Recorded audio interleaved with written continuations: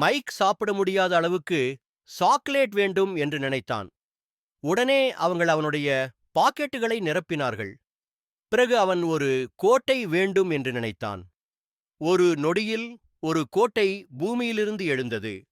அதே நேரத்தில் பூமி நடுங்கத் தொடங்கியது, ஒரு பள்ளத்தாக்கை உருவாக்கியது. சிறுவர்கள் ஆச்சரியப்பட்டார்கள் மற்றும் அதிசயமான ரெயின்போ ஸ்டோனுக்காக நின்றார்கள். ஆனால் அவன் பள்ளத்தாக்கில் உருண்டான். மைக்கும் அவனுடைய நண்பர்களும் ரெயின்போ ஸ்டோனை திரும்பப் பெற பள்ளத்தாக்கிற்குள் விரைவாக நுழைந்தார்கள். அவர்கள் அதை ஒரு ஓடையில் இருந்த ஒரு கல்லில் கண்டுபிடித்தார்கள். மைக் அதை எடுக்க விரைந்தான். ஆனால் அது கல் இல்லை என்று அவன் நினைக்கவில்லை.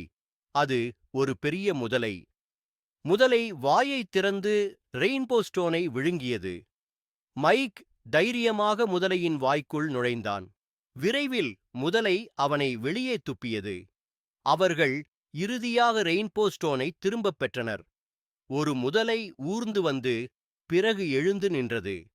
ரெயின்போ ஸ்டோனின் விளைவால் முதலையும் நிற்க முடியும் என்று தெரியவந்தது. அது விருப்பங்களை நிறைவேற்ற முடியும். அதிகமான முதலைகள் அவர்களை நோக்கி வரத் தொடங்கின. சிறுவர்கள் பயந்து பின்வாங்கிக் கொண்டே இருந்தார்கள். இந்த நேரத்தில் மைக் விரைவாக அவர்கள் இங்கிருந்து தப்பிக்க வேண்டும் என்று வேண்டிக் கொண்டான். முக்கியமான தருணத்தில் ஒரு ஒற்றைக்கை டிராகன் பறந்து வந்தது. அது குழந்தைகளை மீட்டு கோட்டைக்கு திரும்பக் கொண்டு சென்றது. ஆனால் முதலைகள் அவர்களை விடவில்லை. அவை உயரமான கோபுரத்தின் வழியாக மேலே ஏறின.